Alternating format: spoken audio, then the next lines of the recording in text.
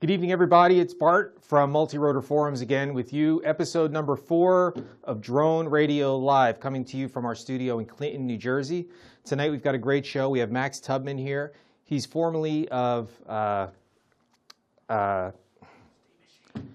Thanks, Max.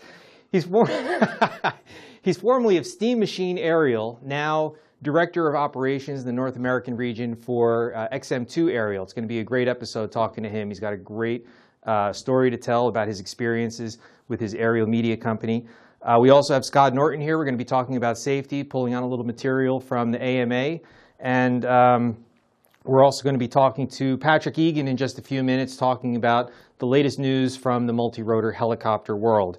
So this is the part where I do our introduction. We do a couple quick things, and then we roll on with the show.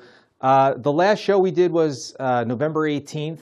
And if you were looking for that in the archives, you might not have found it because it wasn't there. That was our lost episode. We thought we had that checked off on our bucket list of things to do in the history of the show. You have to have a lost episode. But this afternoon, going through the archives here in the studio, we actually had a copy.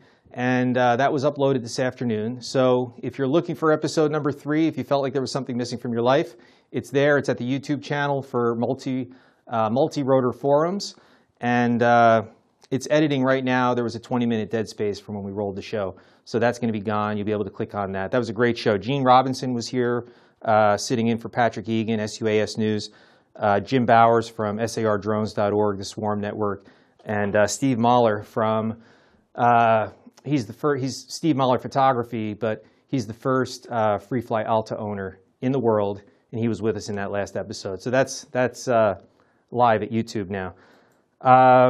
One of the things we started on that last show was what the hell came in the mail today from China. And we've got some stuff here. I thought this was going to be in the last show, but as stuff tends to come late from China, we have it for this show. So I'm just going to open up a couple things real quick.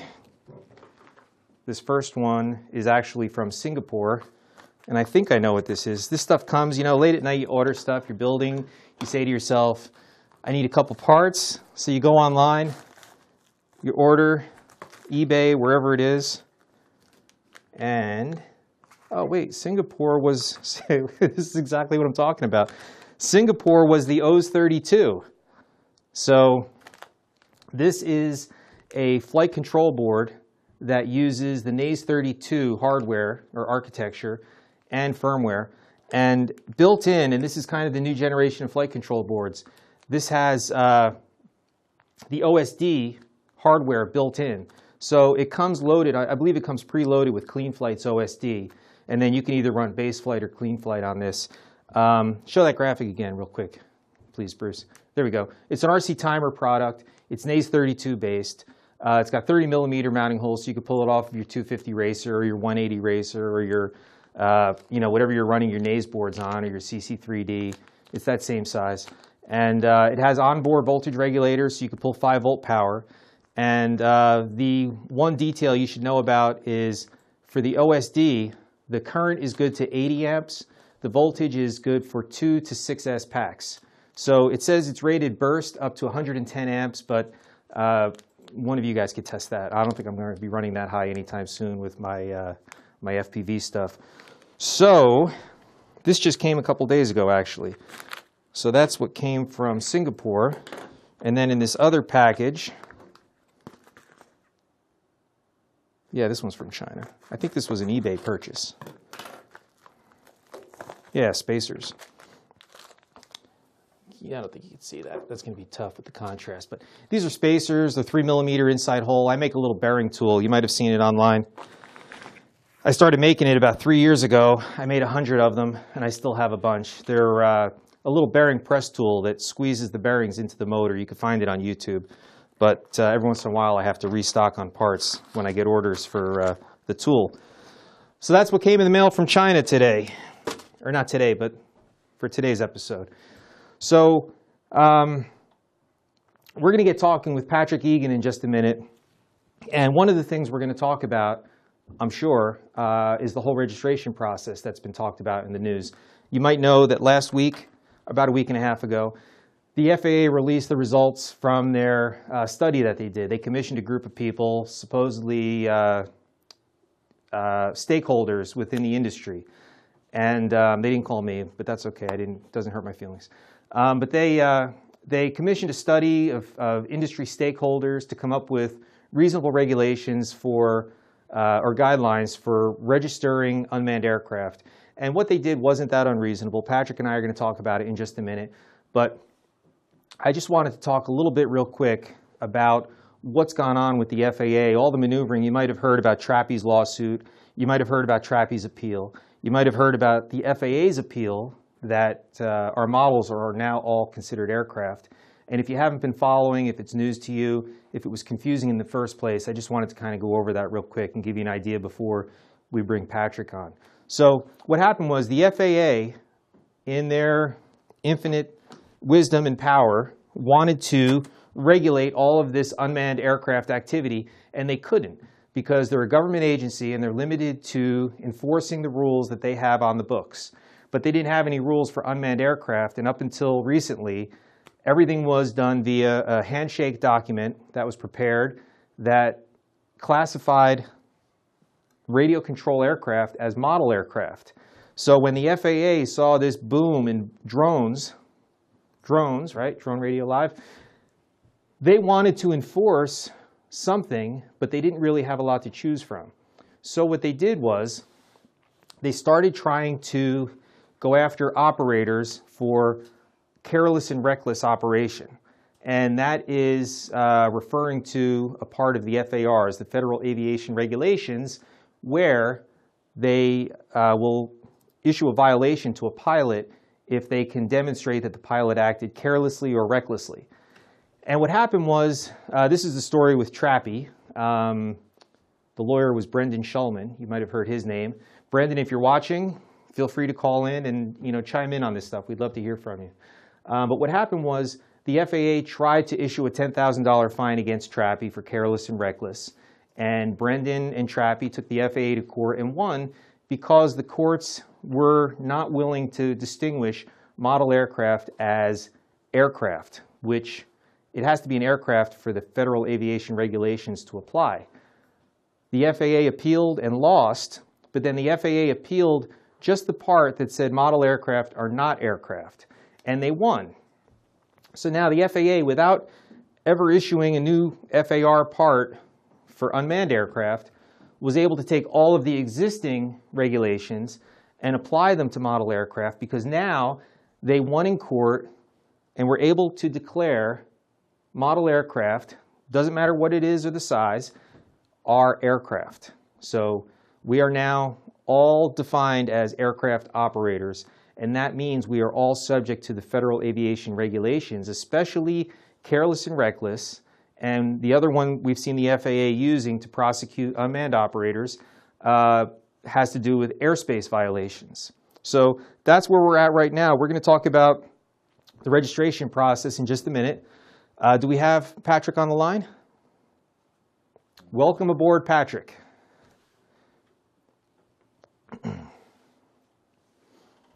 Hey, Patrick, can you hear me? Can you hear me? I can hear you. We're getting better at this by the week, right? Yeah, but you got to work the bugs out. Technology's great when it's working. Yes. Bruce, just up his volume just a scotch. Yep. Thank you. How you doing? Well, we lost him. Hang on. Patrick, if you could hear me, stand by 1 second.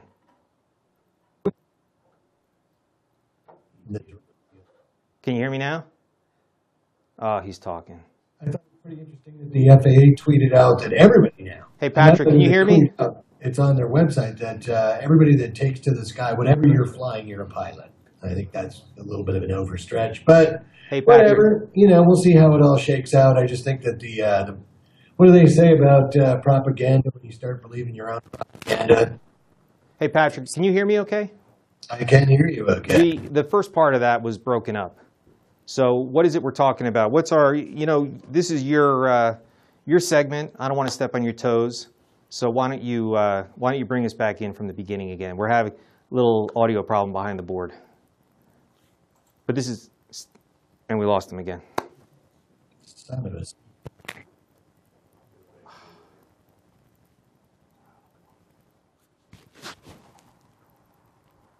try that quarter adapter. Yeah, we're having audio problems, Patrick. I'm sorry. Right. There we go. Can you hear me now? I can hear you now. Good. All right. So starting over, were you talking about registrations? Well, yeah, before I came on, I heard what you were saying, and I was talking about how the FAA tweeted out, it's also on their website, that anyone that's flying anything in the air, RC, whatever drone, any drone, unmanned aircraft, whatever now, they're calling them pilots. And, it's worth going over there to check out because it says that, you have the same responsibility as someone flying a Cessna or a 747. I think it's all kind of a stretch. Right. There's a saying about when you start believing your own propaganda is when things start coming off the rails, and I think we're getting there. Right. The registration thing, I think it's a little ridiculous. 250 grams is pretty small. Right. Talking about a little over a baseball, probably a softball. I'm a little disappointed in the people that were on the registration task force. Right. We didn't have any end users. We didn't have any engineers.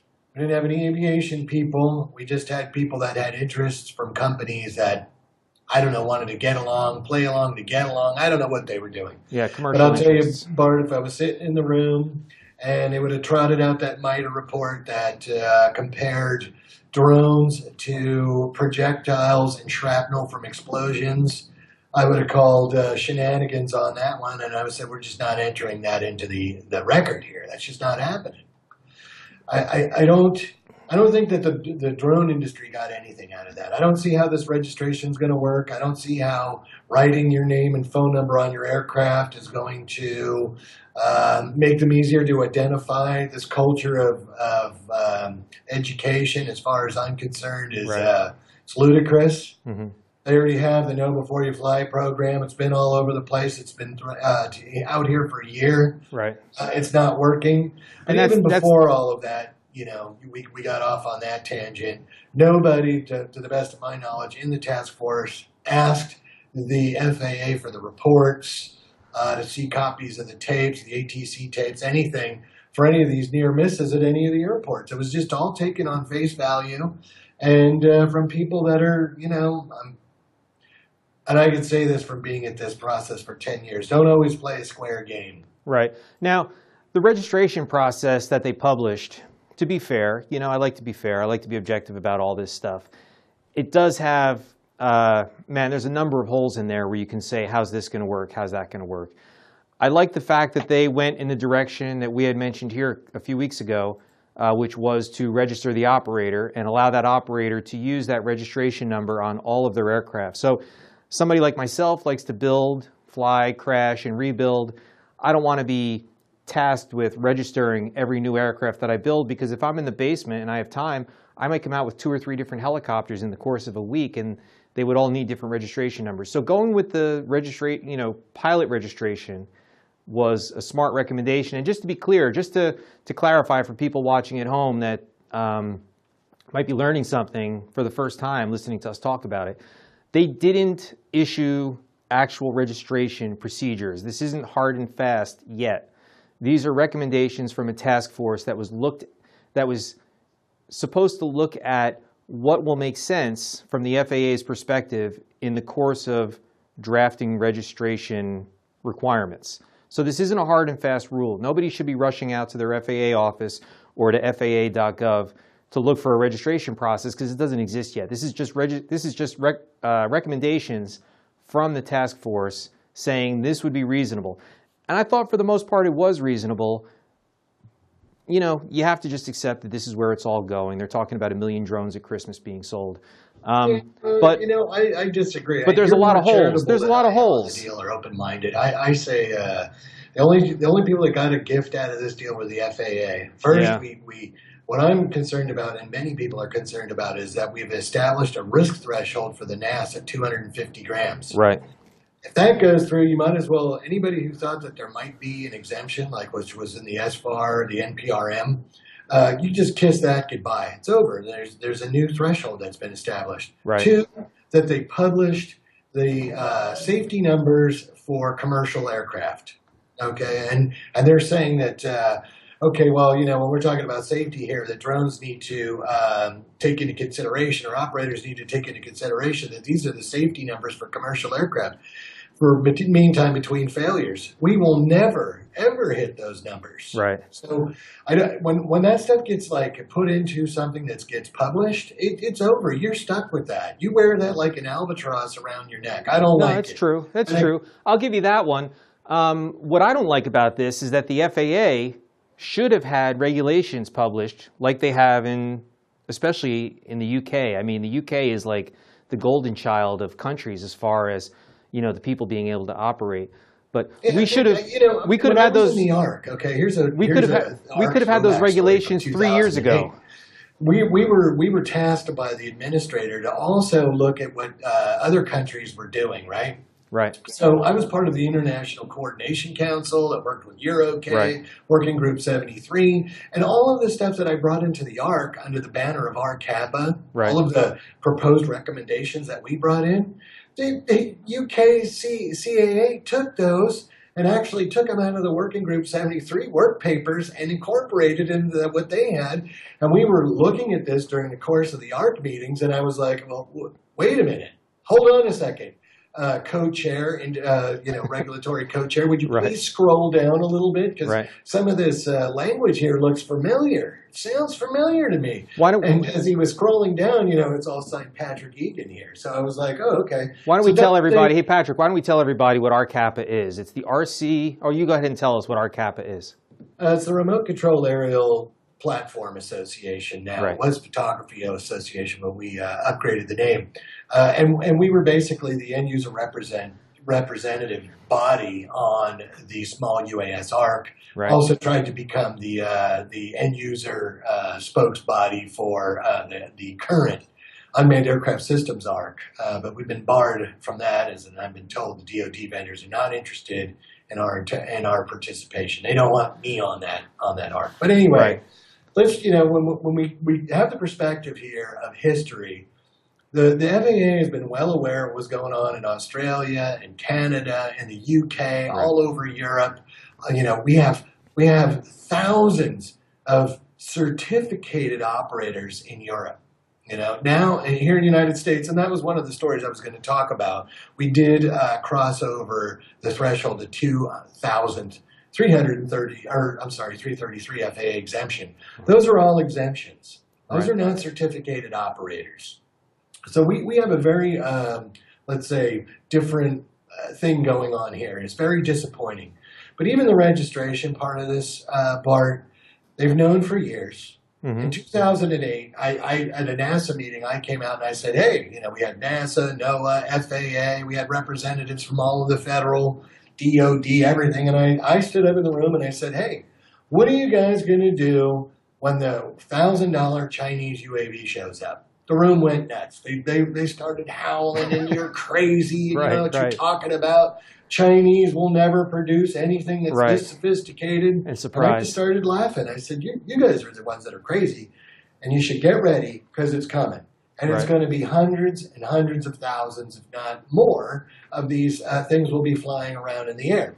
And I didn't have a crystal ball, but I could see what was happening in the remote control hobby community with what I like to call the electric revolution. Right. But the registration process, getting back to the news at hand, I mean, it certainly helps to have the perspective of history, and I know you've been involved for a long time, and you have quite a dearth of knowledge, based on that participation in these different committee meetings and stuff.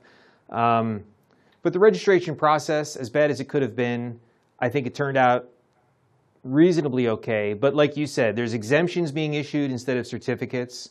And the FAA, while they have this, decades of experience regulating these types of things, they've really dropped the ball on this one. So we're all getting used to the FAA ruling by Band-Aid instead of ruling by knowledge and understanding and well-reasoned regulatory structures, which we could all live with if it made sense. They're going Band-Aid by Band-Aid, and this registration thing is a Band-Aid, and we're all growing to accept it. We're accepting it provided it's not onerous, and somehow they've managed to keep it from being too onerous, although the pilot license requirement for the 333 is a little overkill if you ask me. But let's move on to the next one. What's the next What's happening this week? Well, what's happening this week is everyone was talking about, the Amazon Prime Air, the new drone. Right. And I call it the Pallet because that's what it looks like to me. I was thinking Superbird myself. I was thinking Richard Petty was there at the design meeting. So I'm calling it Superbird. Be, but I think that the Superbird was a little bit more realistic in that and the design was more for the ground. Right. I watched the video, which was kind of put forth kind of like a Top Gear segment, but really it's a commercial. Not lots of actual footage of the drone flying itself. I got to tell you, my own personal view, a lot of people are all excited about it. Oh, the Amazon Prime Air.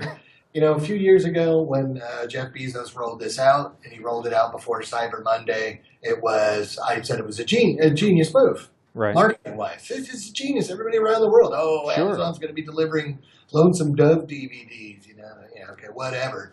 And then they come around and they do the same thing prior to Cyber Monday 2015.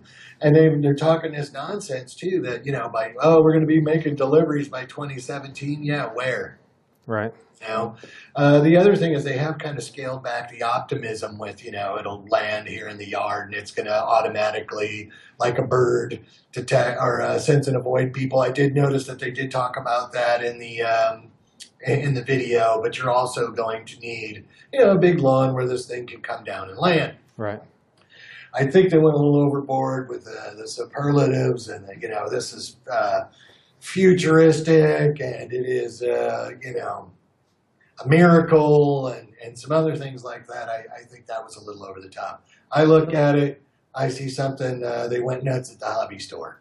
That's what I see. And even the footage I saw of it flying, I just don't think it's very aerodynamic. Right. How is this thing going to take wind? My personal impression, being an engineering graduate, is that a couple of professors and a grad student got together late one night with a 12-pack. And a pizza. Yeah, and a pizza. Kind of like, I flew the Embraer 120, and that's another one that was over-engineered and was awesome to fly, but it was a nightmare to operate, and it had all these quirky things about it. But that Amazon drone kind of looks like that. Like somebody just really went to town with all of their best ideas and put them all into one pie. But we'll see. I mean, maybe it's, I think with Amazon, with a lot of this stuff, really, anybody who's laying the groundwork right now to be in a position for the next order of magnitude step forward that we take with batteries, I think they're going to be set. Because, that Amazon drone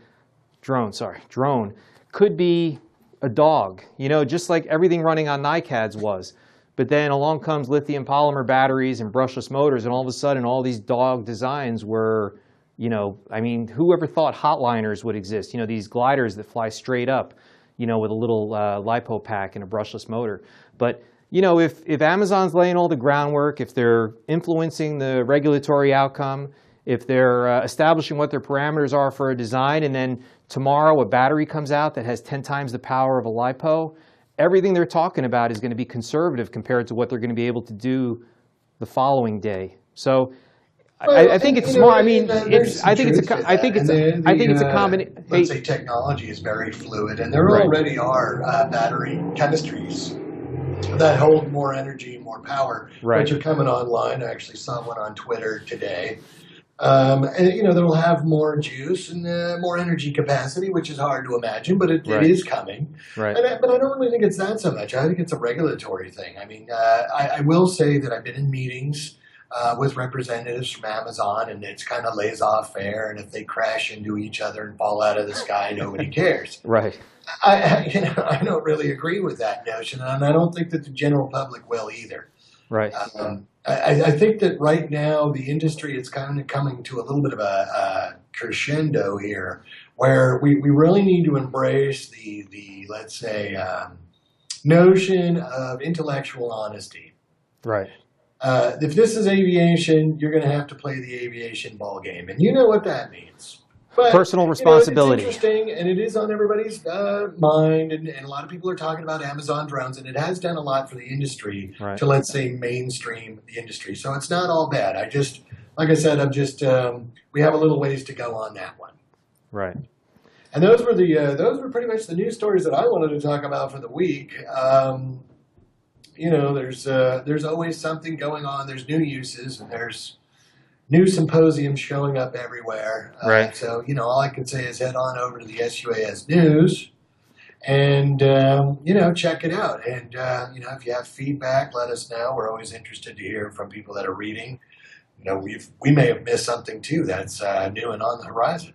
Right. I should also mention, for the show's sake, everything we talk about is going to be available for discussion at multirotorforums.com as an individual thread. So when Max comes on tonight, after the show, we're going to be opening new threads where you can come and talk about any of this stuff, and Max will answer questions for people that have them after they see his segment. But Patrick's website, suasnews.com, it's an excellent resource. They pull in articles, not just multi-rotor helicopter drones, but fixed wing, single rotor stuff, you name it, it's covered there from all around the world. They have Gary Mortimer in South Africa. Who else do you have as correspondents around the world? I've seen Matt Wellington from New Zealand do stuff at the site. We have people writing from all over, but mainly our bent is the business of drones. It's kind of what we are talking about, and we're all about making money with this technology. Right. And we have guest commentary every once in a while. We have the drone analyst writes a piece. Terry Miller from Unmanned Risk writes about insurance, and we have guest pieces. We also have people. We have people in Paris. We have people in other parts of Africa. We're in California. Mm-hmm. That's where I'm speaking to you from now. So we collect from people around the globe. Okay. Well, before you leave us, why don't you get up and give a plug to that sweatshirt you have on? What's that? University of Scranton? San Francisco. San Francisco. Scranton. All right. That's where my son goes, Lucky, son of a sea cook. Cool. He kind of complains about how it's hard, and I'm like, I give my eye tooth just to switch places with you. It's a great university, great view, great city to go to school in. Right. Anyway, okay, well, hey, I had a good time. I think it was informative. Thanks for joining us. Until next time, Bart, thanks for having me on. Yeah, I'll be in touch. We'll talk to you in 2 weeks. Next show, I'll say this a few times tonight, next show is going to be December 16th. That's also a Wednesday. The difference being with that show is we're going to run it at 3:30 in the afternoon because we have our special guest coming live from the UK. That's going to be Angus. He goes by Carapaw at multirotorforums.com, and he's the chairman of ARPAS UK, which is a UK licensing certification agency. So I'm going to try to plug that. I got to start plugging our own stuff here at Drone Radio Live. But yeah, thanks for coming. We'll talk to you in 2 weeks. All right, have a good one. Thanks, Patrick. All right, so that was Patrick Egan, suasnews.com, the best source for news, drone news around the internet. Our next guest, coming up from stage right, he's texting. He's a busy guy. Can't let a minute go to waste. Hello. We have Max Tubman. Max is with us. He's from, grab your microphone off the foot of the drone for us, please. This guy here. Max is an interesting bird. He's from the Philadelphia area. His company, Steam Machine Aerial, was his baby up until just recently.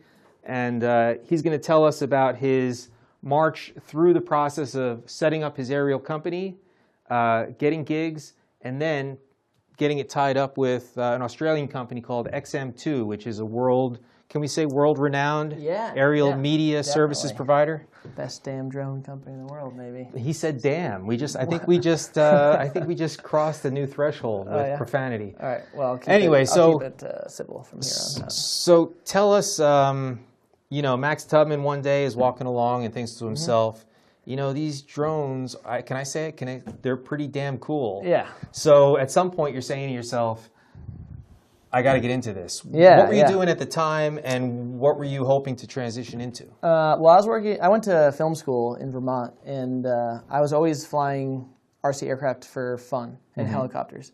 So I remember my grandfather, when I was a little kid, got me a little control line Corsair. Sure. I flew control line. Yeah, it's a little glow plug thing. Right. And then it was like hooked. And then me and my dad would fly, you know, RC gassers and everything like that, and that was a lot of fun. And then I got into helicopters, blah, blah, blah. Anyways, Right. I went to film school, and then when the GoPro came out, Okay. the first GoPro, I was like immediately like, oh, like the first thing I had to do was put this on a collective heli. So You and 2 million other people. yeah, so it started off as Myself, because I've got my GoPro 1 at home. yeah. So for starters, that was, you know, how I got into it. But Right. at the same time, I was doing assistant camera work, doing you know, TV commercials and feature Right. films, and I shot some documentary work. So the two kind of things developed at the same time.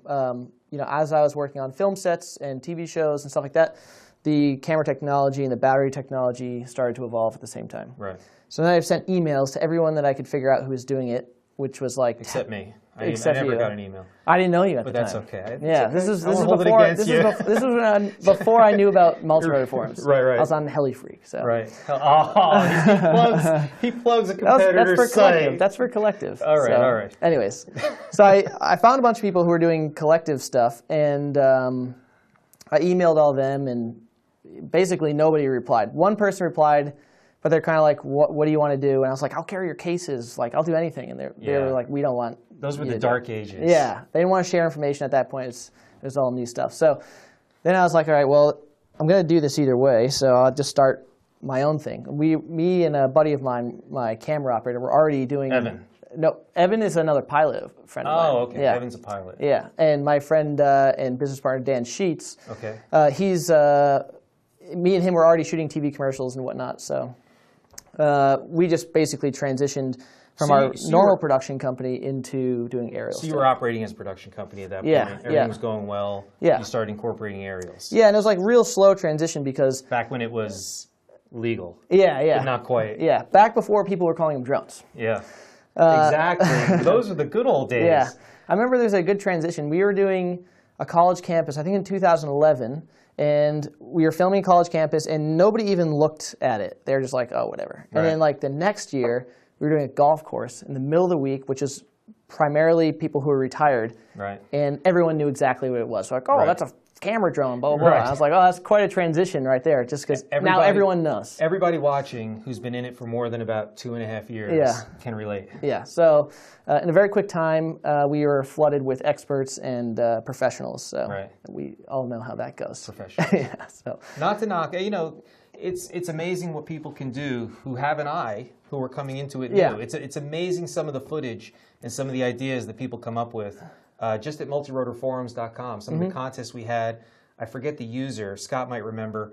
We did a contest and the guy did an entry with carrying a breaded chicken breast under his helicopter and dropping it in little things of barbecue sauce. Oh. But it was the coolest video. He almost Yeah. won with it, even though it was totally like, you got to think outside it the was a box. total sometimes. fail Yeah. in terms of like meeting the criteria, but it was so cool. But this is a guy who was just starting out, who Yeah. had some cool ideas. So we won't knock, you know, the professional things. Yeah.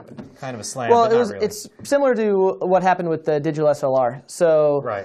when the 5D and the 7D and the T2I came out, everyone could like pull focus, and then you were flooded with professionals that were now Right. DPs. So Right. it's, you know, this drone thing is. Bruce is laughing. Yeah, Can't yeah. see I that. mean, like it's not unique to drones. It's happening with everything now. So. Right.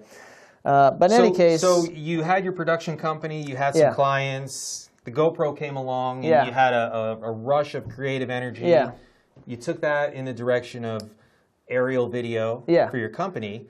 And at what point did you start doing stuff where you said, you know what, this is actually great quality stuff. This is up to my terrestrial production standards. Yeah. Let's start selling this. well, I don't know if there's like a set time, but we were flying like 5Ds and stuff like that, and then it started. You know, people were using those as ACAMs on the ground. So, you know, basically what we try to do is take our workflow and our structure for what we were doing on the ground, and just say, you know, we're going to just apply that same thing to the air. Right. Which kind of gave us an advantage because me and my business partner Harry worked in rental houses. We kind of knew the rental structure and everything like that. So we kind of just took that structure and then put it in the air, basically. So So you had a pretty good advantage. yeah, coming into this. it's good. Yeah, Like myself, like I came into it, set up my little, this is actually one of my shirts, Multimedia LLC, get the little play on multi there. I was very proud of that at the time. But you should be proud of it. I came into this with an engineering background, Yeah. hardcore RC background. And when I first started flying, some of the people were looking at my photos, which were done in, I had a T2i because it was light and compact. Yeah. But I was shooting with it, and the shots were so overexposed.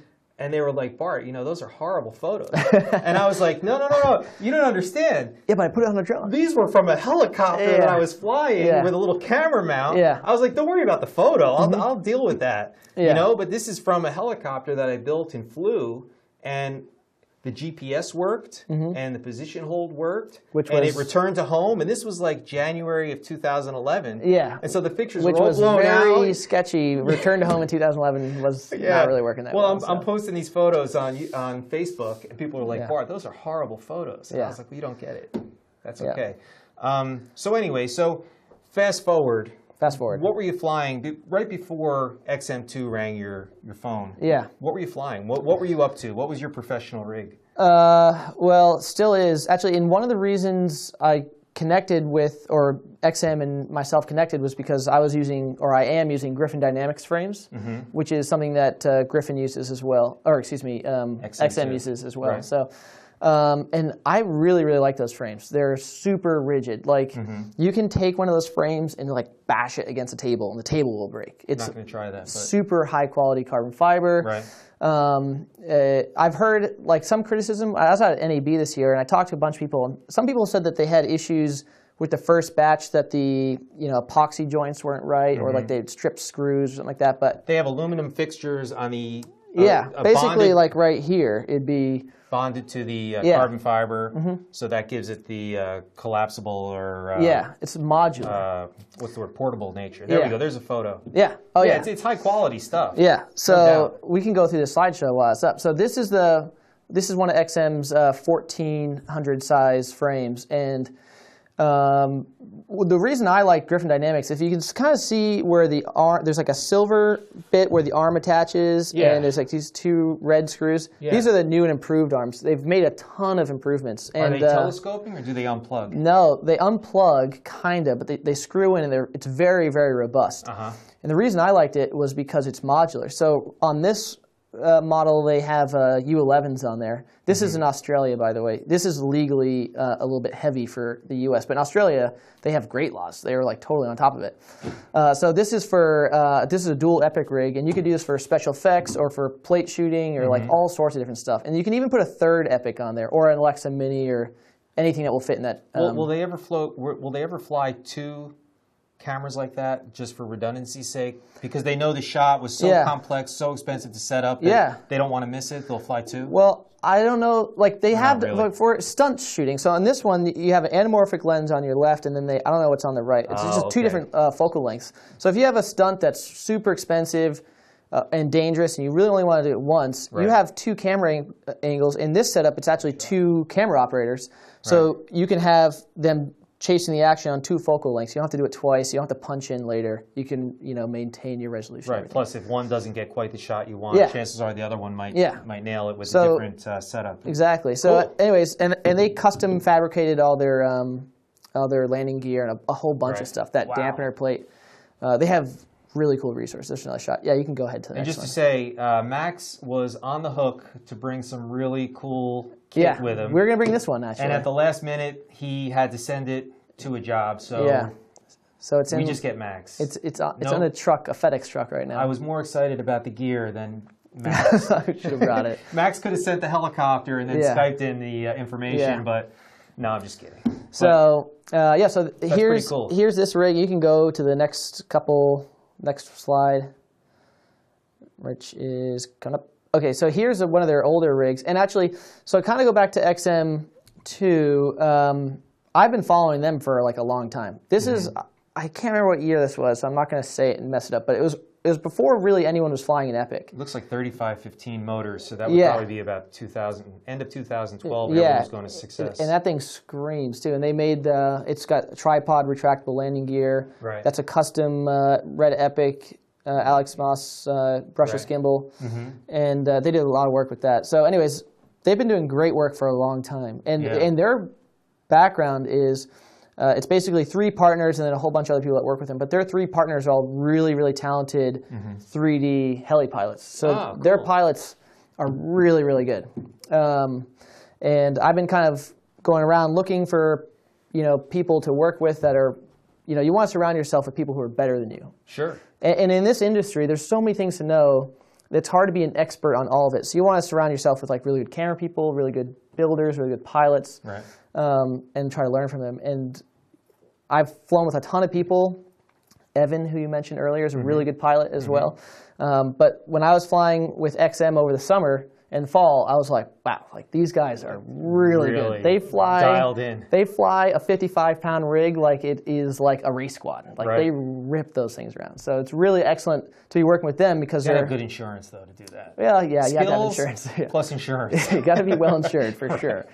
So it's been really great working with them over the last couple months, and because they're just super, super talented people. Now, what distinguishes you from a lot of us that have operated? I'm not 330 exempted, and when the atmosphere became, when the FAA made it a much higher jeopardy situation to continue operating, I stopped. Yeah. You continued, and at some point, XM2 came into your life, and I mean, as far as operators go, you being courted by an international company like that, pretty sweet, who ultimately says, you know what, we like what we see. You've proven yourself to us. You're responsible. You're professional. The results are fantastic. At what point did they say to you, Max, maybe we should take this to the next step? Maybe we should stop seeing other people. Make it explicit. It was a little while ago. It was kind of like a slow process because I messaged them. I messaged one of their guys being like, oh, if you ever need help in the U.S., right. let me know. And then it was like, oh, well, maybe we're looking for another pilot. And then it was like just one thing led to another. And then we met, and I wasn't really sure what was going to happen. They were like, oh, by the way, like, we'll just acquire you, and then you can just help us run this whole like North American operation. And they're doing jobs on every continent in the world right now, except for Antarctica. Did we actually say that? Max is his formal title at this point. Before he was Max of Steam Machine Aerial, and he was very proud of that, doing great work. Yep. Rocking the Philly scene. But with XM buying his company and incorporating him into their operation, he is now director of North and South American operations? Technically, but North American's just, North-South America is kind of a lot. Right. So the title is Max Tubman. International Mystery. Director of North American Operations, but that extends to the local neighborhood. Yeah.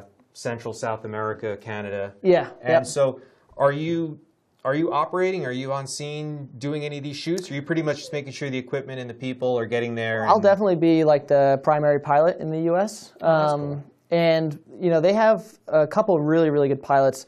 And at this point, we're still kind of in the process of getting our U.S. operation up and running and kind of ironing out all that stuff. All the legalities. Exactly. Right. And in this time of year in the Northeast anyways, there's not a whole lot of like drone filming to be done outside. It's just kind of like gnarly out. So we're doing some stuff at West Coast and some stuff in other parts of the world. So Cool.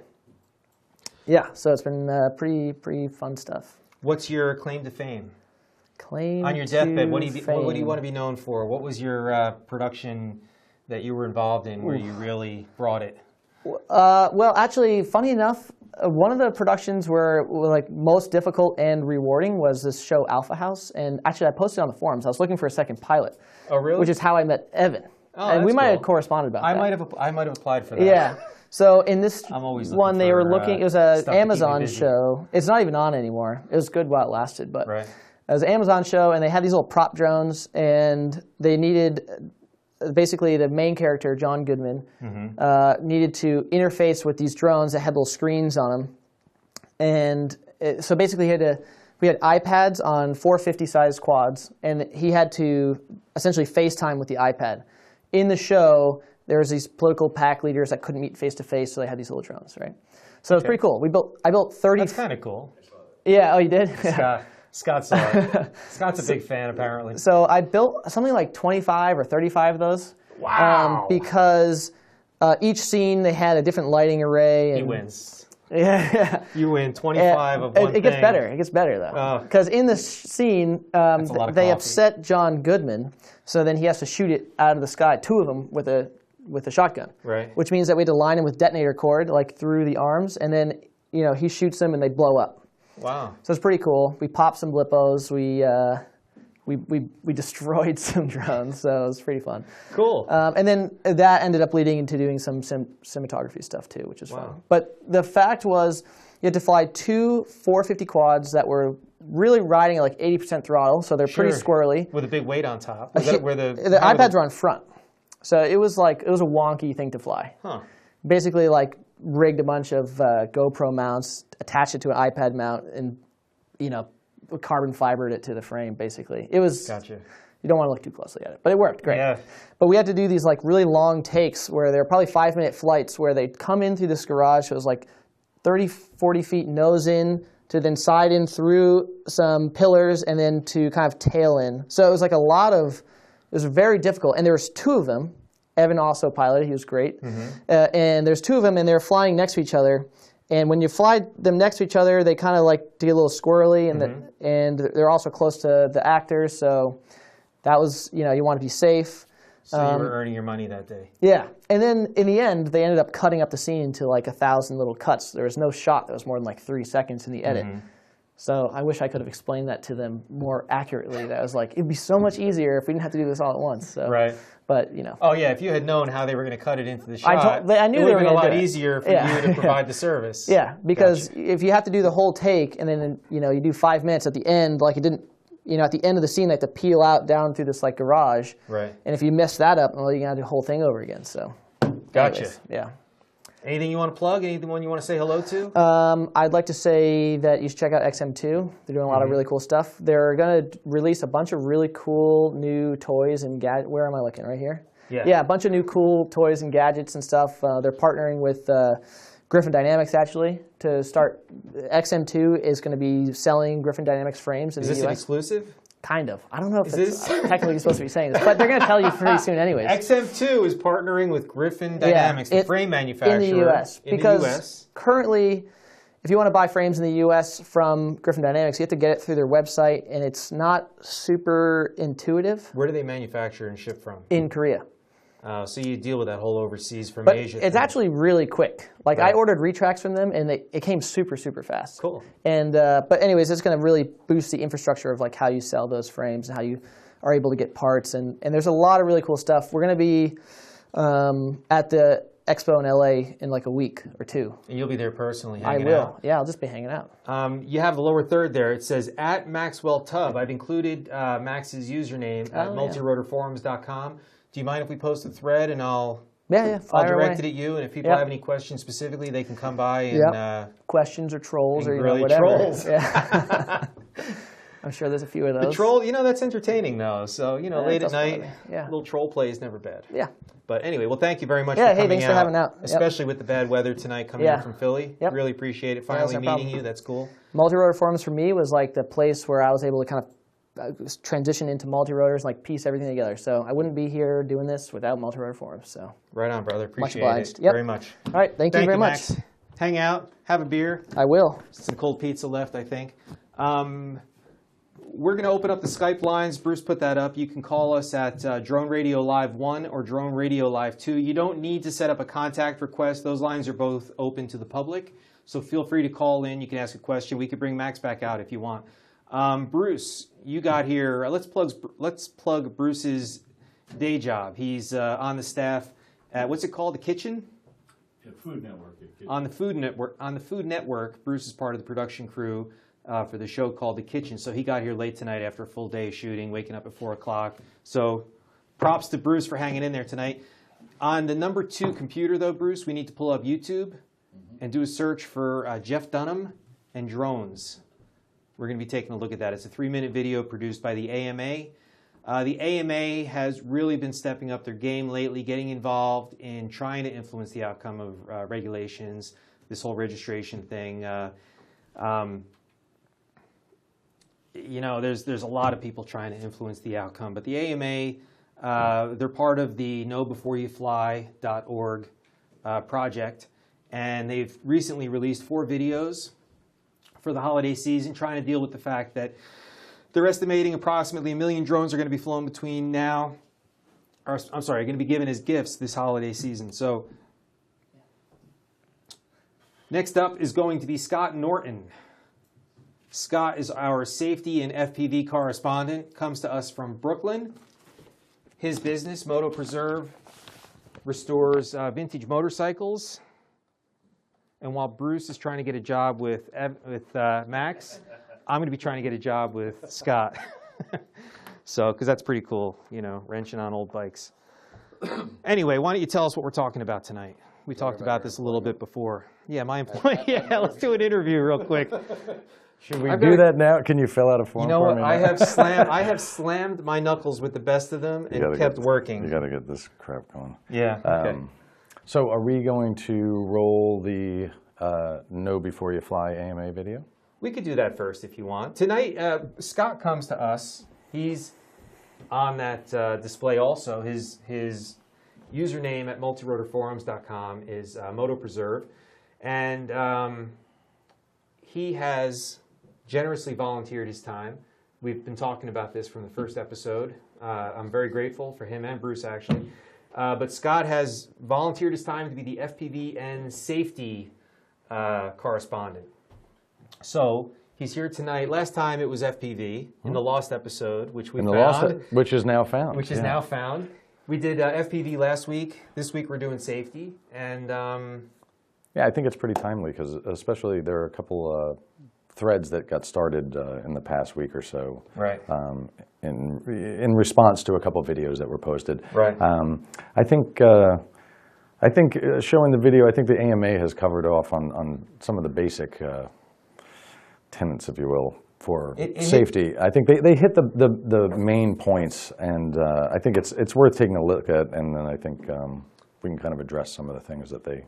Right, and Bruce, when we run the video, let the video run to the end where it shows the knowbeforeyoufly.org URL so they have before we cut it off, just so people can see that. And all these links are going to be available in the YouTube archive. They're going to be available at multirotorforums.com. We'll open up a window or a new thread to discuss the video itself. Everything we talk about. If you have questions, you can reach us personally via the website. We're happy to talk about this stuff beyond just what we talk about, you know, in the 60 or 90 or 2 hours worth of show that we do, or 2 hours worth of show that we do every 2 weeks. So yeah, let's run the video. Yeah.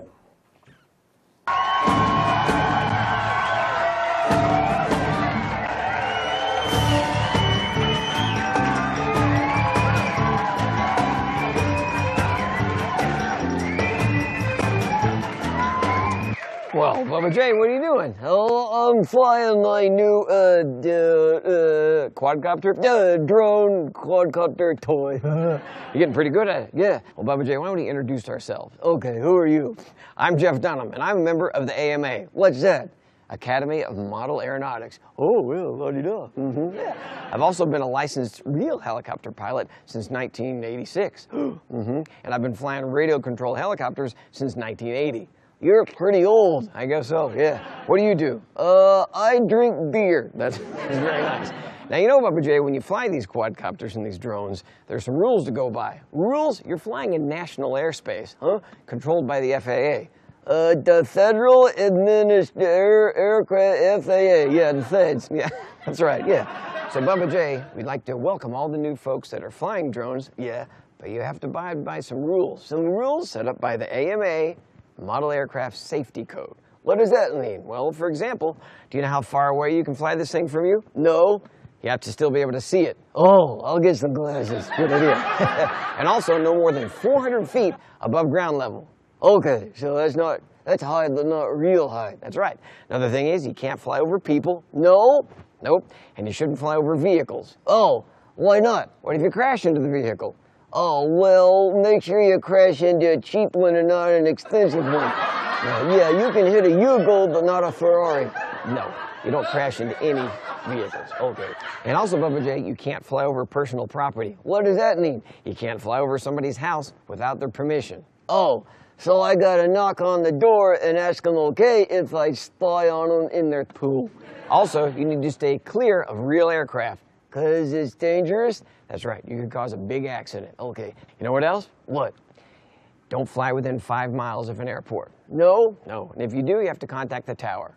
Okay. Do you know what first responders are? Yeah, it's the first guy that goes, no. Emergency folks. Yeah, they're helping in an emergency situation. Don't try and help out with this unless you're asked. Oh, okay. All right. Don't be a hero. Okay. All right. Do you have all this? I think so. These are good rules to abide by so nobody gets into trouble. That's right. We want to keep flying these things and having fun. And if people break the rules, that privilege will be taken away. Okay. No accidents, no accidents. So, Bubba J, for more information, get on the computer. I love my computer. And go to knowbeforeyouFly.org. KnowbeforeyouFly.org. Okay, here goes this. I almost hit the camera guy. He's over there. Oh, sorry, dude. So, of the 4, I think that was the best one. That was my favorite. So, Definitely seems like it can appeal to everyone, I think. yeah, you know, someone like myself. Yeah. It's quality entertainment. Yeah, I think they cover. I think they do a good job of covering the very basic and bare minimum of safety for flying multirotors or drones. I think also something that's the AMA has been making a great effort to educate people, and by opening up a website like Know Before You Fly, I think they're doing the greater community a great service by trying to educate people, but not hammering them over the head. It's pretty basic. I think it should be stressed that people that have been doing this for a while, responsibly, imposing some reasonable guidelines on themselves, aren't really the ones that these things are directed towards. So if there's people who are saying, you know, why are they telling me not to do this stuff? This is unreasonable. I've been safe for 3 years. That's not who it's directed towards. Right. It's directed towards new owners, people that might not have been indoctrinated into the RC world, the RC safety culture. Yeah. So it's more geared towards that. And yeah, I agree. It's a good thing. AUVSI is involved also. Yep. The FAA, the AMA. There might be 1 or 2 others. Yeah, I think it's important to getting the word out for people that are not familiar, and hopefully maybe they do check this out and become more familiar. I think it's important to understand that the AMA has been around for a very long time and have developed these safety rules. And again, I think they're fairly basic. I think they're completely reasonable. Absolutely. They're not asking you. They're not trying to dampen your good time. I think that they've over years developed safety rules that have come into play with obviously primarily RC aircraft, fixed wing, typical planes. Yeah, I think the main crux of all of this is that when you're flying, try not to overstep don't let your world spill out onto the unsuspecting public's world. Yeah. Is really the overall theme, that you can do what you want to do it safely, do it in a place where your world of flying and your enjoyment could be contained. Right. So that people who don't know what you're doing, have no part in it, don't suffer any negative consequences. And I think that's a really good point. I mean, I think with new technology comes responsibility. Sure. There is an inherent fear with new technology for a lot of people.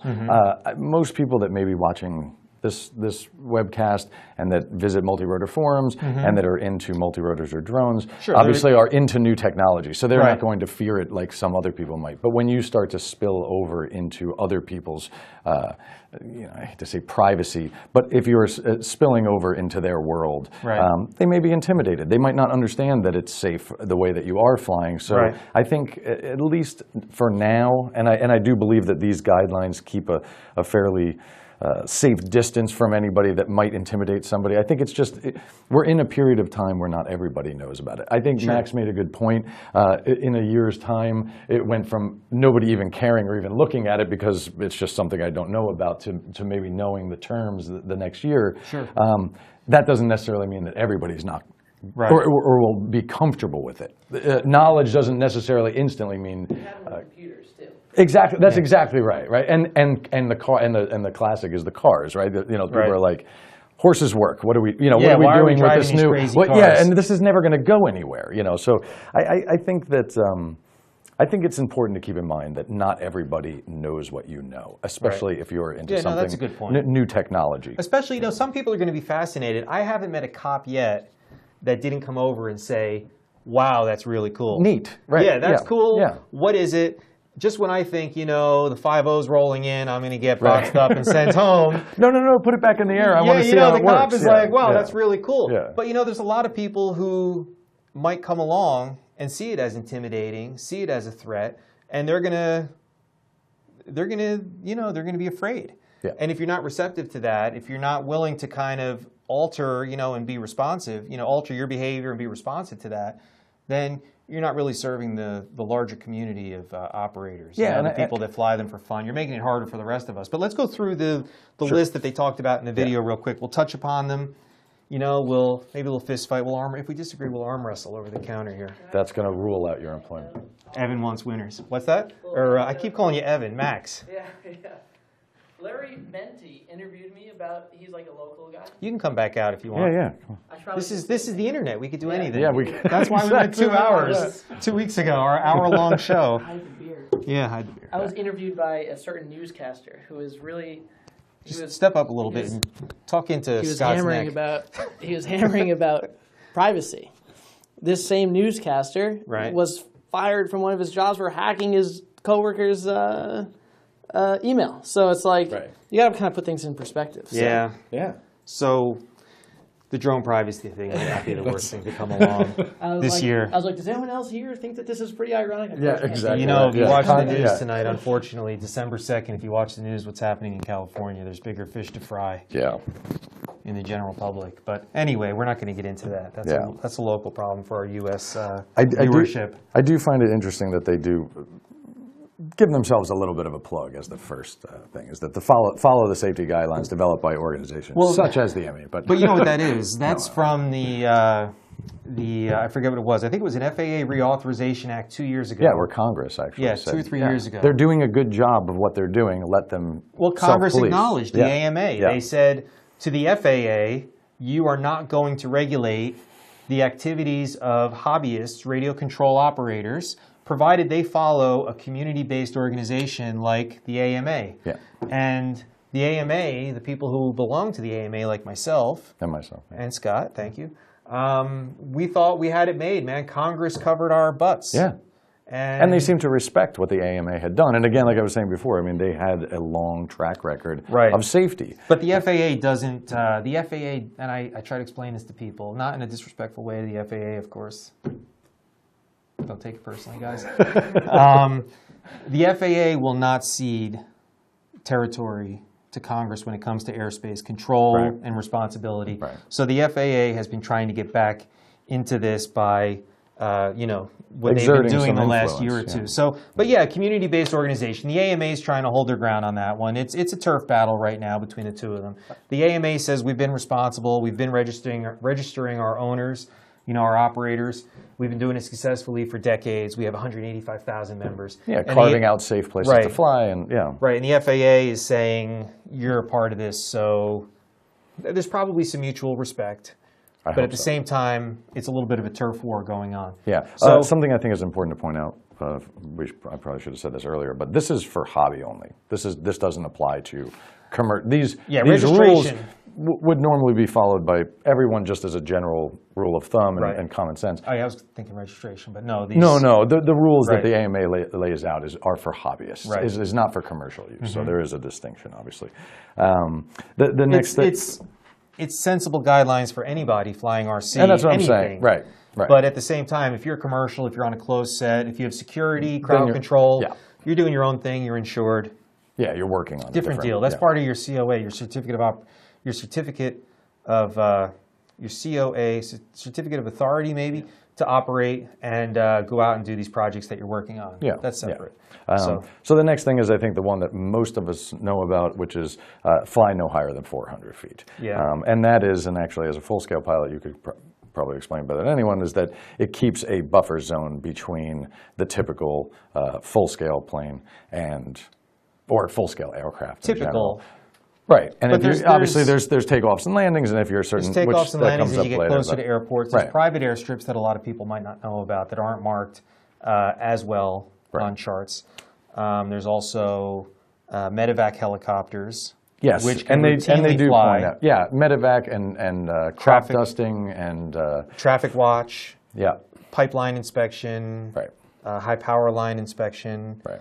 If you're along the coast, you have banner towing. Around sports arenas, you have banner towing. All of these can be below 500 feet at times. Yeah, Banner along the towing, beach yeah. especially. Yeah.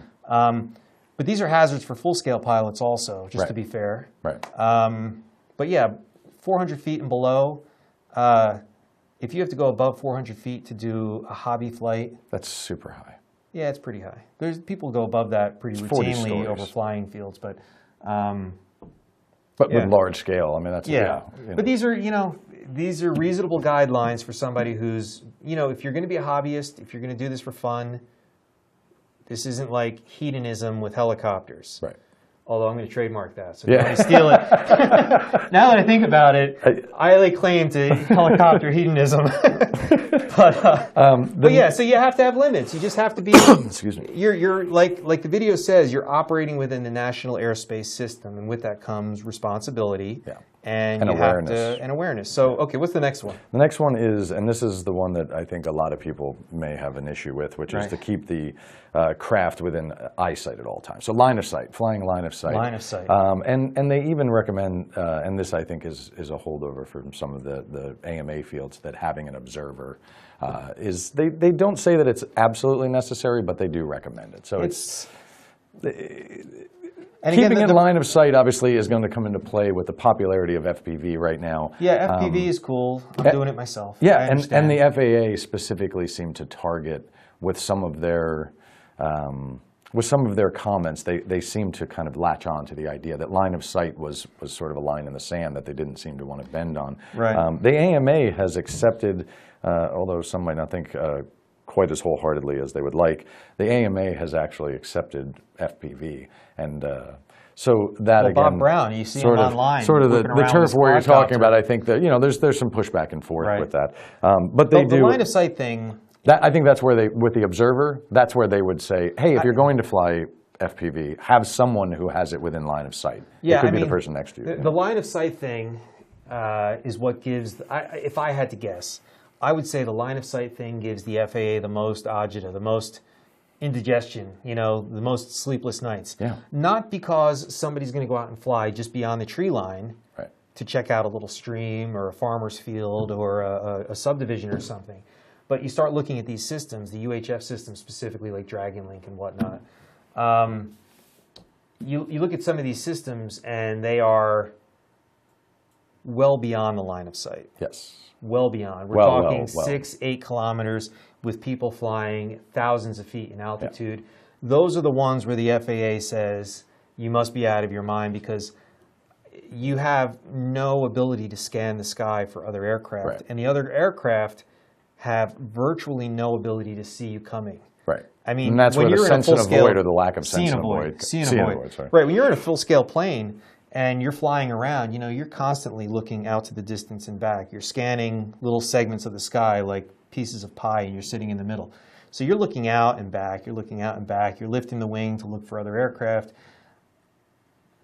Even with that, you still don't see every airplane. It drives you crazy when you're scanning, you're doing your thing, you're enjoying your flight, and then out of nowhere a freaking Bonanza goes by or something. You're like, wow, I'm doing what I'm supposed to be doing. Where did he come from? Yeah. So a little helicopter, if you're the FAA, represents something that you just really, I said in the first episode, I might have seen a drone going into Chicago O'Hare one day, and I wasn't quite sure. I didn't report it because I didn't know for sure, and I was in the IRO seat, so it wasn't really easy to get on the radio.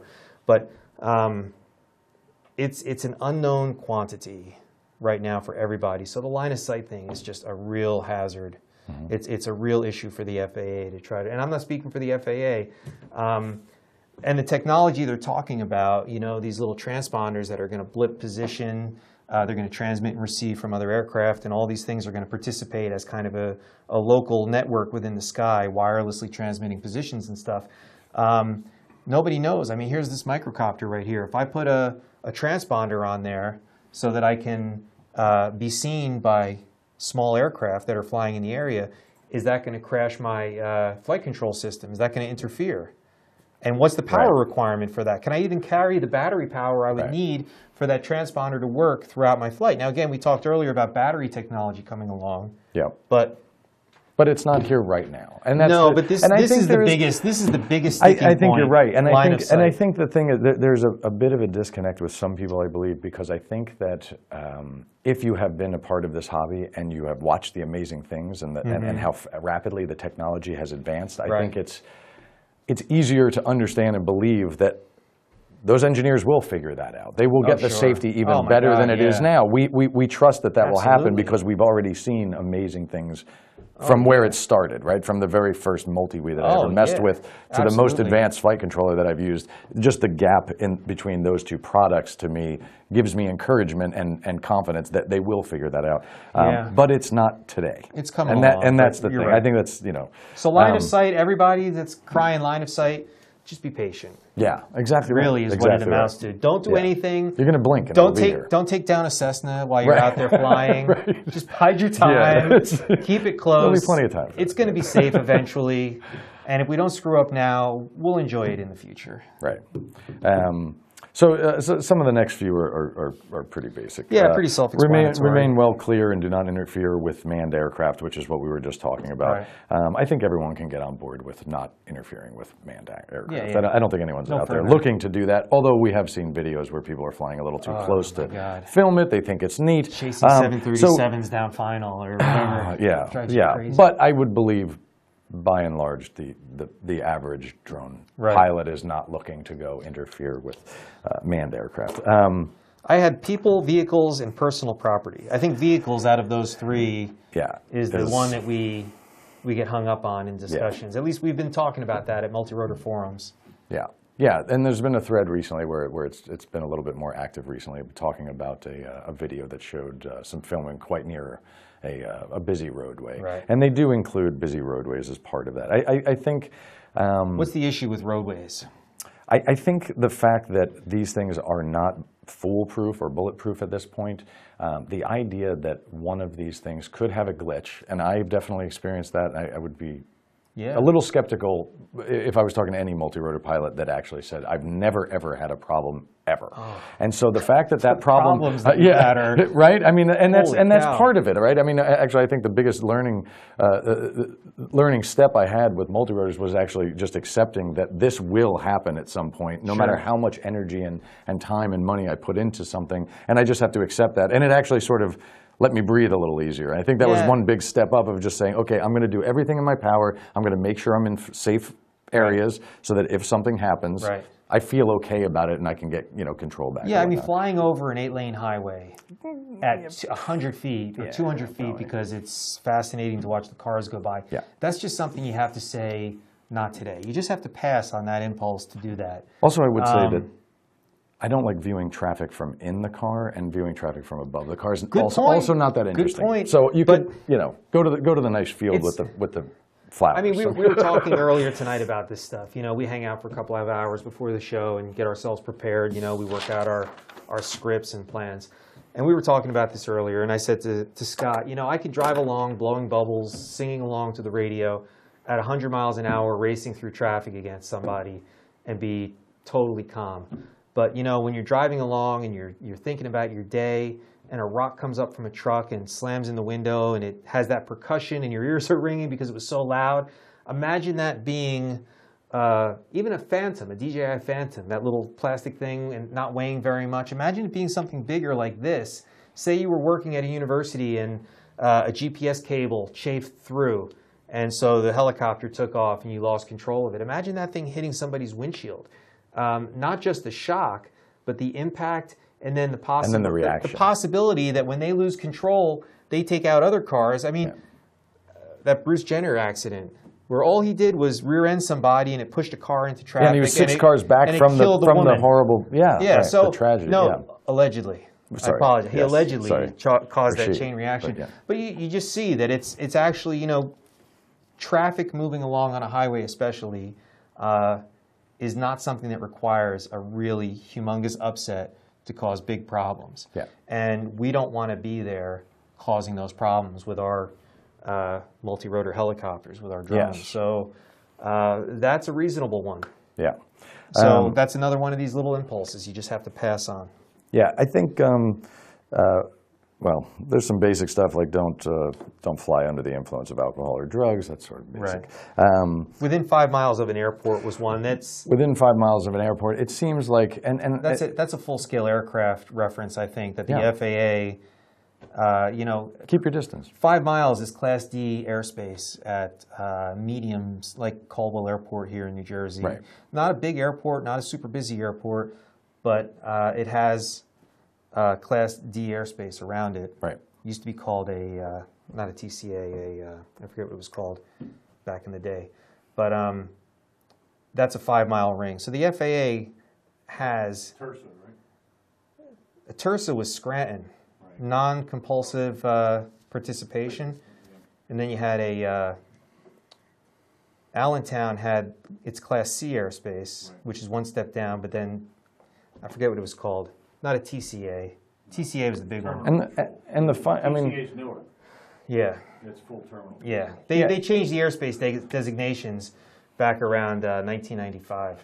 And but the distance from airports also, it's easy enough to stay, most places, it's easy enough to stay a decent distance from, a safe distance from airports. I mean, me personally, again, trying to be fair and objective about this stuff, I think 5 miles is too much. If you're going to fly 200 or 300 feet, if I'm going to go shoot a house... But it actually does break down based on the type of airport. Yeah, and because, they say because you in call Vermont, ahead. for example, and yes, well, they do say that you should call the tower if you're going to be less.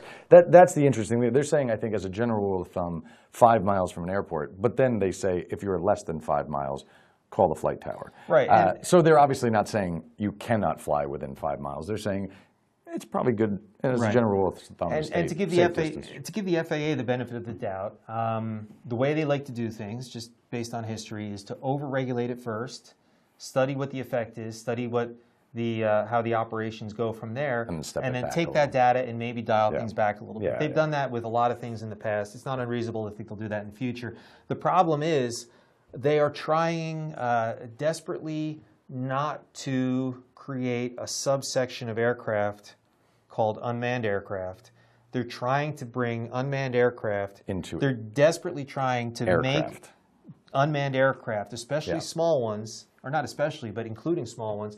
They're desperately trying to make the small ones fit into the language, the operating habits, the operating philosophies of full-scale aircraft. And that's where they just keep getting hung up. They just need to throw the book away when it comes, especially with the small ones, and say, let's redefine the language, let's redefine what our expectations are, and let's redefine what we expect from the people that we allow to operate them. And once they do that, they can move forward. I mean, we could write regulations right now on the back of this sheet of paper that would hold water for a pretty good amount of time to come, but they just refuse to do it. So that 5 mile thing is a reflection on that. Yeah, and I think you're right. They're sort of being very conservative, and then extremely, and then not that we mean them any disrespect. Yeah.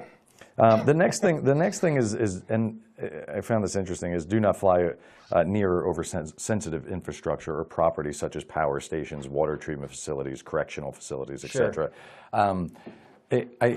The reason I find that interesting is because if you were in and around the New York area and owned a camera after 9/11, you were most likely asked to stop taking pictures, whether it be near a subway or never worse for me. But some people may never have experienced that type of thing. I think for anyone in this area, or a greater metropolitan area, probably that doesn't seem so shocking. Someone in Kansas might think differently and feel like, well, that's never come up for me. Another thing people probably don't realize is that before September 11th, there were no prohibitions on flying around sensitive infrastructure. So we had the freedom, Max was talking about it earlier, flying down the Hudson River, as this little strip of airspace that was excluded from New York's major airports. And so you'd be able to fly down and do laps around the island? Statue of Liberty. Really? And you used to be able to go fly around at low altitude, and if you happen to fly over a power plant or some other just kind of governmental or like landmark piece of property, it wasn't such a big deal. It was just part of our freedom to fly airplanes, which was awesome. It was probably the greatest in the world, our freedom to fly private aircraft. Yeah, because you're looking out the window, right, and feel Right. like you could reach out and touch the Statue Exactly. of Liberty. Yeah. Exactly. After September 11th, they clamped down and they started putting restrictions around all of these things to the point that if you're observed circling a power station or something, there's probably a good chance somebody on the ground is videotaping you, and that's going to generate a violation where they're going to come after your license. So, or worse, they scramble jets. right. And now with these drones being largely untraceable once they disappear over the trees, that's another extension of the FAA's traditional thinking about aircraft being applied to small unmanned aircraft. Right. So that's just something we live with because of September 11th, and that's just the new world order. That there's nervousness about a lot of these things. Yeah. So we shoulder that same burden that everybody else does. Yeah. So The last two are sort of can be tied together. They're basically check and follow all local laws and ordinances before flying over private property. Right. And then also not conducting surveillance or photographing people where they might have an expectation of privacy. Sure. Again, this is where I think this is one of those areas where there may be pushback. Hang on. Ooh. I think Bruce just went face down on the control panel.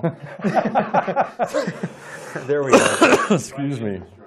Yeah, he's researching private infrastructure. How close he can get to he's it. trying Yeah.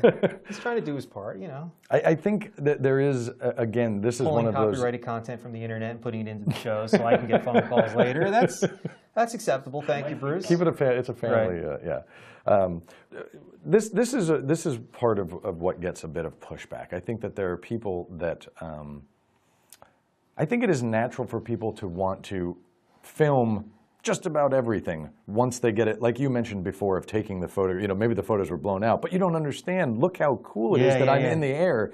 It's fascinating. That is, I think the average, I trust, and maybe I'm a little too trusting, I trust that the average multi-rotor pilot, the average drone pilot, is up there for the thrill of what they're able to do. They're there for the technology, and they love the technology and what they're able to do. I do not believe that the majority of people are looking to infringe on other people's privacy. Right. The problem is the other people whose privacy you may be technically infringing on may not think the same way you do. Right. And they might not have the enthusiasm about how neat the propellers work perfectly with these particular motors. What they're thinking is, you're a little too near my window. Yeah. And so My daughter's window who's just gotten, So the bottom line is, unfortunately, you just have two very different perspectives there. And I think what you have to do, I think one thing does that need to be regulated though?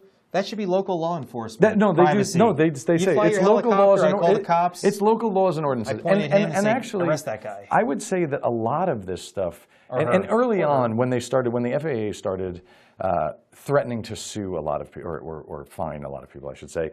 They weren't threatening. They were sending out letters. They were sending cease and desist letters, and they were sending letters saying, you're being investigated for a violation of the federal aviation regulations. You've got 30 days to plead your case. And they would send you a letter saying you got 30 days to plead your case, which was basically, please send us a letter with proof that you operated irresponsibly so we can use that against you for a violation. And a friend of mine got one. Oh, really? And he spoke to a buddy of his that was a retired inspector and said it was a big phishing thing, but that's what they would do. They would send a letter saying, hey, do us a favor. We're not sure, but send us back a letter incriminating yourself so we could violate you. That's what they were doing. But then it was to scare the heck out of people. Yeah, of course. The cease and desist letters, it was frightening. And I think that it probably worked for a lot of the people. Not that I mean them any disrespect. I know you don't mean them any disrespect. Yes, and you rely on them on a daily basis for your living. But for my safety. For your safety, exactly right. Well, we all do. We all do. That's the amazing thing. They do a great job. They always have. The American airspace system was, it defined world travel in a lot of ways. How they regulated manufacturers, air traffic, airports. It was world leading. I think, but they tied it in because of airspace, right? They thought this is who should handle this because it's airspace. And frankly, we've got a czar for just about everything else. Why isn't there a drone czar who can say, yes, we understand what the FAA understands about the airspace. Let's tie that into a new technology that is not specifically full-scale aircraft. It's like that uncle you grew up with that you always respected. And then one Christmas party, he just got a little carried away with the eggnog. And you say to yourself, Uncle Phil, you know? Yeah. For 50 years, you were always mellow, and then there was that. Yeah, But what happened? But unfortunately, that's the one thing you're going to talk about for Right. for You every try other to Christmas. remember Uncle Phil for all those other holidays before he blew that one up, but that's what's happened with the FAA. So we're trying to give him the benefit of the doubt, I think, is the. And the last thing I would like to say is that I think that if you look at the AMA's rules and their guidelines, so to speak, I think that the key here is that none of the rules are really that much of a hassle. None of them should really put you out so much that you can't at least abide by the courtesy to the others in the air and or on the ground, and it should ruin your day. I think there are plenty of places to fly where you really are not going to infringe on anyone's privacy, or even make them feel that you're going to infringe on their privacy. Yeah. I think that there are plenty of safe and proper places to fly, and following these, if you use these as a guideline, I think that you'll still have a great time. You'll still be able to get out and maiden your multi-rotor. You'll still get some great footage. There's a lot of freedom. There's a lot of freedom out there. And I think at this point, I do everything I want to do. That's what I'm saying. Like, how often do you feel infringed upon that someone's trying to keep you, like the man is trying to keep you down Not very from often. your flying? I mean, that's the thing is, you know, if you get in your car and you take a drive, you can get to some place that's probably out of the way enough where you're not going to worry other people that are around you. You're not going to be too close to the daughter's window. You're not going to be doing any of those things that some people are still just intimidated by. So I think that I think at the end of the day, that's a good thing to keep in mind, because it's not really that much of a hassle. They're fairly common sense, basic rules of thumb. So yeah, I mean, you know, they could have gone crazy. They could have gone crazy. They could have clamped down and just said none. You know. But this is, again, you know, you got to keep it in perspective. This is stuff that's being directed towards brand new people that probably weren't indoctrinated into the radio control culture via an AMA club flying helicopters or planes. These are probably people who don't understand that taking their brand new quadcopter the day after, you know, Christmas or Hanukkah or Kwanzaa or whatever, taking it the day after, charging it up, and going straight to the town hall, flying over the steeple. Yeah, flying over Main Street, flying over Main Street, trying to get photos, getting blown into a tree. They don't realize that this is actually really bad form, and that there's millions of other people at this point that are going to have to suffer the consequences because it's, you know, flying it. What was the one in Ohio? I think they flew it into the statue up on top of the municipal building, so that I think it was a Phantom 1, got a little blustery. The guy got too high, and it ended up like perched in the statue, and they had to go up and get it. Well, I mean, someone flew by my apartment building in Brooklyn the other day, a couple weeks ago, and I tracked the route it took, and not only did it go up my street, but also down the main drag through the center of the neighborhood I live in, and there is never not 10,000 people walking on the street. I'm sorry, it's getting late, and Max has to hit the road, so he's just giving us the high sign that he's leaving, but. Just finish up what you were saying. We're going to just be a minute. Can you hang out one more minute? Yeah, hang for a sec.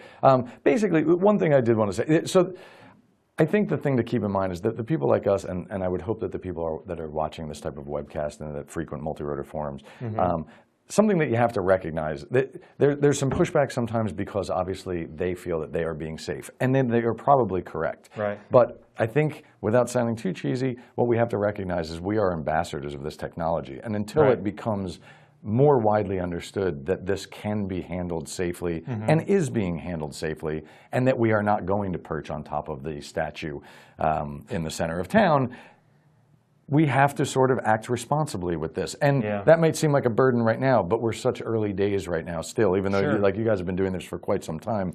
It's still such early days that the greater public still needs to be educated, still needs to be proven to that we are responsible with this technology. I mean, what stinks is that in a moment, in a fraction of a second, what seems like an innocent operation with no risk can go bad. Yeah. I mean, and it will affect not just yourself and or the person that you may have gotten close to, but all of us. There's the kid in Ireland or the UK, wherever that was, that got his eye sliced in half by his friend's quad that was flying in the front lawn. The kid's eye was hit by a prop. Now that's like a freak accident. Yes. But a freak accident is an accident That you didn't plan for, Yeah, and you I mean, thought I've you would had avoid. my share of accidents. Yeah. I almost got hit in the head with a 10-inch or a 12-inch prop when the motor came apart. The bell and the motor came off. The bell of the motor and the prop stayed together, but came off and went whipping past my head.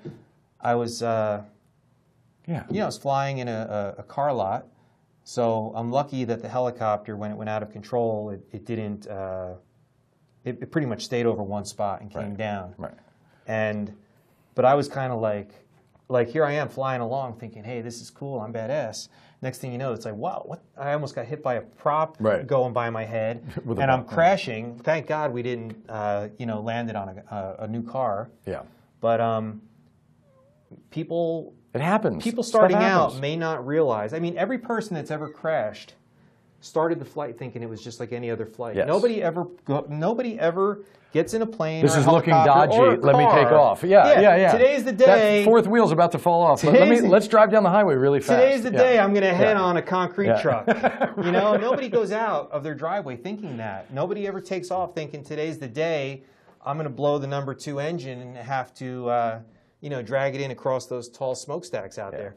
So, this is what people new to aviation in general have to pick up on, that you're responsible with every single flight, because you never know when one's going to go bad, and you never know to what degree it's going to go bad and what the true risks are. Nobody has 100% awareness of every little we're not thing, omniscient. every little thing they can hit or run into or crash into. So, all right, so we beat that one up pretty well. All right.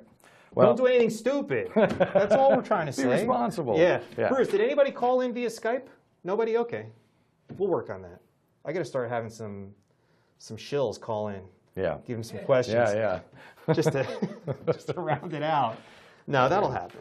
We're not going to rush it. We had Steve Soper last time. He was cool. He called in to say hi. Yeah. He can call again if he wants. He could be our second caller also. But anyway, thanks for putting that together. I appreciate you coming on again, driving out from Brooklyn. Yeah. So that's episode number 4 of Drone Radio Live. Thank you for watching. The next show is going to be December 16th. We're going to run it at 3:30 in the afternoon Eastern Time. That's going to be 8:30 in the UK, or 20:30 UTC time. And our guest is going to be Angus. He goes by Carapau, Carapau at multirotorforums.com. He's the chairman of ARPAS UK, one of the certifying agencies they use to allow commercial operations to happen. They're pretty liberal about it, actually. The show after that is not formatted yet. In the next 2 or 3 shows, we're going to do a full show dedicated to FPV racing. That's just a phenomenon that's been full on for over a year now with multi-rotor helicopters. I'm also working on a show where we're going to talk about third-party software add-ons for DJI Phantom and Inspire aircraft. I've got a handful of people that I've been in touch with that have some great products that we're going to discuss in one dedicated episode. And we're still waiting for the release of the Blackmagic Micro Cinema camera. That's going to be another show. Bob Caniglia, our regional sales manager from Blackmagic, is going to come in and show it to us firsthand. So we've got a lot of interesting stuff lined up. Keep tuning in. If you can't tune in, you could always watch the archives at Multi-Rotor Forums on YouTube. Thank you again for watching. Thank you, Bruce, for running the show. Scott and Max, thank you very much for coming out tonight. I appreciate it. All right, fly safely. Have a great night.